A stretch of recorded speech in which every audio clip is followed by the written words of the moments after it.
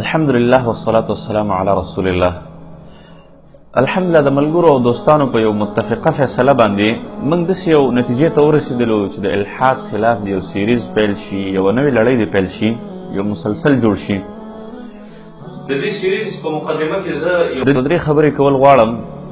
اوله خبره دا ده چې دا سیریز په داسې انداز کې به نه وي چې اول موږ د اگزسټنس نه یا د الله تعالی نه شروع کړو، بیا د کائنات نه، بیا د تخلیق نه، بیا د انسان نه، بیا د انبیاو نه، داسې ترتیب نه، بلکې دا موږ یو داسې ترتیب سره یو داسې دلچسپ انداز کې تاسو ته وړاندې کول غواړو چې تاسو په اورېدلو کې دلچسپي واخیستلی شئ او په اسانه طریقې سره تاسو واورېدلی شئ.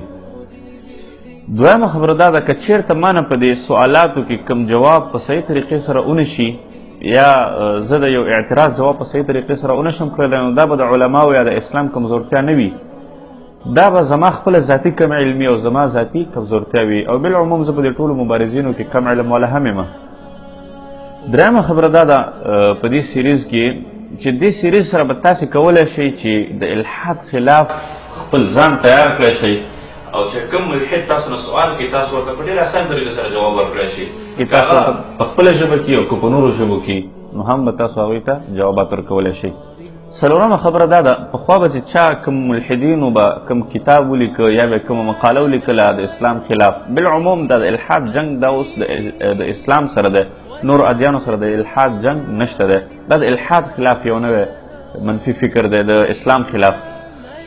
اوس پخواني ملحدینو به چې د کتابونه لیکل، مقالې به لیکل، نو زموږ علماو به هم هغوی ته جوابات په کتابونو په مقالو کې ورکول. اوسني ملحدین سوشل میډیا استعمالوي، فیسبوک، ټویټر، بلاګونه، ویډیوګانې، نور شیان استعمالوي، نو دا موږ خپله فریضه ګڼو چې هغوی ته موږ جواب او د هغوی په خلاف موږ مبارزه په همدې سوشل میډیا باندې وکړو، تر څو هغوی ته جوابات ورکړی شو او تر څو د خلکو د هغه منفي افکارو خلاف یو کار وکړی شو. زه د سیریز آغاز دننه کول غواړم. سوال دی ملحدین اعتراض کوي چې رسول الله صلی الله علیه وسلم یوازې عربو دپاره راغلی و. دلیل پې د قرآن کریم نه نیسي د سورة ابراهیم 4 نمبر آیات وما ارسلنا من رسول الا بلسان قومه لیبین لهم. ملحدین یا خو د دې آیات ترجمه غلطه کوي، نه پوهیږي پې، او یا د دې آیات ترجمه غلطه کوي د دې دپاره چې مسلمانانو ته مغالطه ورکړي. ملحدین د دې آیات ترجمه داسې کوي وایي چې ستاسو الله په قرآن کې وایي چې ما محمد زه رسولان رالیږم وما ارسلنا من رسول الا بلسان قومه، زه رسول رالیږم د هغه خپل قوم په ژبه باندې د خپل قوم دپاره. نو فلهذا رسول الله صلی الله علیه وسلم یا محمد صلی الله علیه وسلم دا خو عربي ژبې والا و، نو هغه یوازې عربو دپاره راغلی و. د هغه نه پښتنو سره، نه د چینایانو سره، نه د هندوانو سره، نه د یوروپیانو سره څه کار نشته دی. ملحدین دا اعتراض کوي.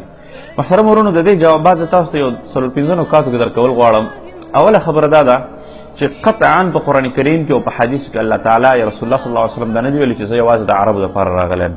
قطعا دا نه دی راغلی، دا ډېر راغلی دی چې زه د ټولو دنیا دپاره، د انسانانو دپاره، د ټولو دنیا، د ټولو انسانیت دپاره.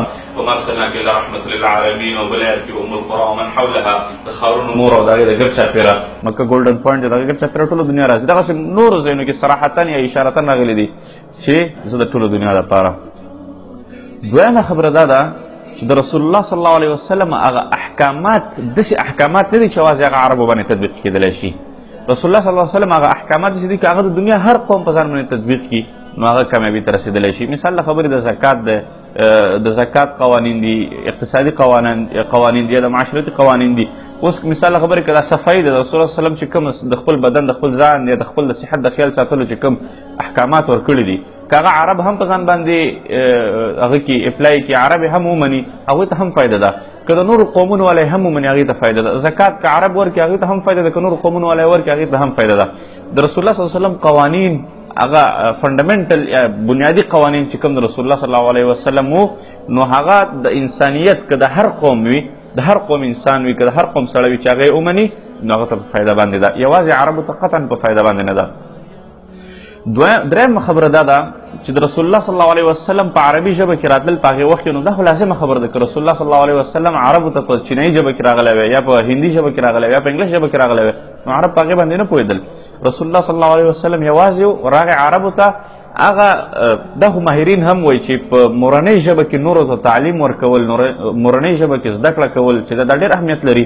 نو رسول الله صلی الله علیه وسلم هغه خپلو اولني مخاطبینو ته هغه داسې نشي کولی چې ټوله دنیا هر یو علاقې ته هر یو کلي ته تللی وی، خو نه هغه اولني مخاطبینو ته د خپل احکامات په صحیح طریقې سره ورسولی شول. 1,400,000 شاوخوا اصحابه وو، هغوی بیا په ټوله دنیا کې تقسیم شوي دي په مختلفو ځایونو کې. لکه موږ او تاسې ګورو مالک دینار هند ته تللی دی په 610 کې، خوس 610 عیسوي کې. هغه وخت کې رسول الله صلی الله علیه وسلم مدینې ته نه و راغلی. د اسلام احکامات هند ته رسېدلي دي، د کیرلا په نوم باندې ځای ده، بیا هلته یو جومات جوړېږي د چرم ماسک ماسک په نوم باندې. دغسې همدغه صحابه کرامو چین ته اسلام رسولی ده، همدغه صحابه کرامو ترکي ته اسلام رسولی ده، مختلفو ځایونو ته. انشاءالله په دې باندې بیا مستقبل کې بحث وکړو. نو رسول الله صلی الله علیه وسلم اولني مخاطبین چې کوم هغه عربو، نو په عربي ژبه باندې هغه خلک ښه پوهېدل. نو هغه عربي ژبه باندې چې خلک پوه شوي، نو هغې ټوله دنیا ته د اسلام وړاندې کړی ده. څلورمه خبره دا ده چې د رسول الله صلی الله علیه وسلم په احکاماتو کې داسې احکامات نشته ده چې په هغې کې د مخصوصه فایده عربو ته وي. دا اوسني حج باندې ډېر خلک اعتراض کوي، دا ملحدین چې دا وګوره دا حج دا اوس دغه شروع شوی دی چې د لارې مصارف دي، په دې کې نور مصارفونه راځي، نو د هغې د وجې نه یو څه ناڅه فیس په دې حج باندې کښوسلی شوی. پخوا خو دا هم نه وه. نو د رسول الله صلی الله علیه وسلم احکامات هغه داسې وو چې هغه د ټول انسانیت دپاره وو. که څوک په عربو کې وو هغه غیر مسلم و، په هغه باندې جزیه وه. که څوک د عربو نه بهر و یعنې غیر عربي و، هغه مسلمان و، هغه باندې جزیه نه وه. نو د رسول الله صلی الله علیه وسلم احکامات یا د رسول الله صلی الله علیه وسلم د نبوت یوازې د عربو دپاره نه و، بلکې د ټول انسانیت دپاره و. پنځمه خبره دا ده، که زه یو عقلي دلیل تاسو ته ووایم، که مثال د خبرې موږ د یو ملک بادشاه وګورو، د افغانستان بادشاهي هغه په یو پښتون قوم کې پیدا شي، پښتون وي، بادشاه شي، د دې نه قطعا دا مراد نه ده چې دا یوازې پښتون دی نو د پښتون قوم دپاره ده.